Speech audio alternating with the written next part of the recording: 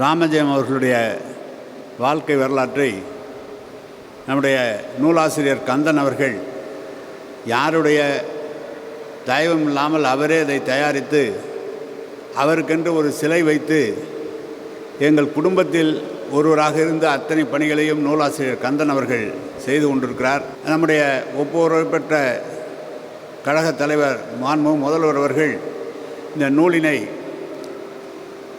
அண்ணா அறிவாலயத்திலே வெளியிட்டு மாண்புமிகு கழக பொதுச் செயலாளர் மரியாதைக்குரிய அண்ணன் துரைமுருகன் அவர்கள் பெற்றுக்கொண்டார்கள். ஒரு எளிய நிகழ்ச்சியாக இது நடைபெற்றது. ஆனால் நூலாசிரியர் விரும்பினார், பிறந்த நாளுக்கு அந்த நூலை மறுபடியும் மக்கள் மத்தியிலே கொண்டு செல்ல வேண்டும் என்று அவர் விரும்பினார்.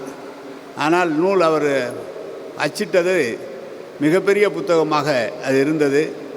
ஆனால் மறுபடியும் அதை சிறப்பு செய்து நமக்கு கழகத்தினுடைய கலைஞர் டிவியில் பணியாற்றுகிற மரியாதைக்குரிய திருமாவேலன் அவர்கள் அதை சரி செய்து புதிய நூலாக அச்சிட்டு நம்மிடம் வழங்கியிருக்கிறார்கள்.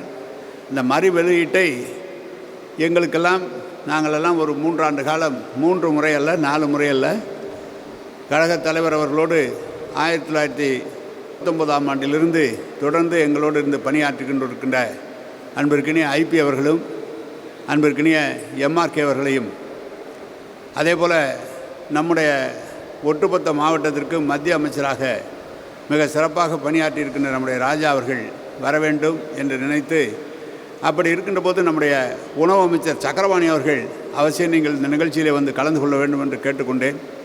அவரும் வந்திருக்கிறார்கள்.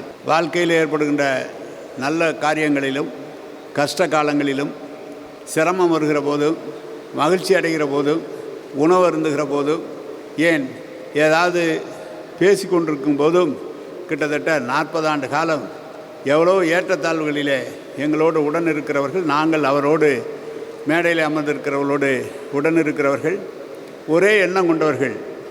கழகம், கழகத் தலைவர், கழக குடும்பம் என்ற வகையிலே எந்த மாறுபாடு கருத்தும் இல்லாமல் கலைஞர் அவர்களையும் தளபதி அவர்களையும் தலைவராக ஏற்றுக்கொண்டு பணியாற்றக்கூடிய ஒப்புரவற்ற தொண்டர்களாக நம்முடைய ஐபி அவர்களும் பன்னீர் அவர்களும் ராஜா அவர்களும் சக்கரபாணி அவர்களும் இங்கு வந்திருக்கிறார்கள். இந்த நிகழ்ச்சியில் நம்முடைய மாவட்ட கழக செயலாளர்கள் அன்பிற்கினிய காடுவெட்டி தியாகராஜன், அன்பிற்கினிய வழக்கறிஞர் வைரமணி, அதேபோல் வணக்கத்திற்குரிய திருச்சி மாநகர மேயர், அதேபோல் சட்டமன்ற உறுப்பினர்கள் அருமையண்ணன் காந்திராஜன் அவர்கள், அன்பிற்குரிய ஸ்டாலின்குமார் அவர்கள், வந்திருக்கின்ற பெரம்பலூர் சட்டமன்ற உறுப்பினர் அவர்கள், நம்முடைய பெரம்பலூர் மாவட்ட கழக செயலாளர் ஜெகதீசன் அவர்கள், இன்னும் வருகை இருந்திருக்கின்ற குடும்ப உறுப்பினர்கள், சட்டமன்ற மட்டுமல்ல ஒன்றியத்தினுடைய பெருந்தலைவர்கள், கழகத்திலே பல்வேறு பொறுப்புகளிலே பணியாற்றக்கூடிய நண்பர்கள் அனைவரும் வந்திருக்கிறார்கள். உங்கள் அனைவரையும் மீண்டும் ஒரு முறை வருக வருக என்று வரவேற்று, ஐபி அவர்கள் அவருடைய உடல்நிலை இன்றைக்கு மருத்துவர் சொன்னது, இந்த எங்கு நீங்கள் வெளியே போகக்கூடாது என்று மருத்துவர் சொல்லி, அந்த மருத்துவரை என்னிடம் திருப்பி கூப்பிட்டு ஐபியை தொந்தரவு செய்து விடாதீர்கள், அவர் கண் நன்றாக இருக்க வேண்டும் என்று சொன்னார்கள். அதையும் மீறி இந்த நிகழ்ச்சியில் கலந்து கொள்ள வேண்டும் என்று வந்திருக்கிறார்கள்.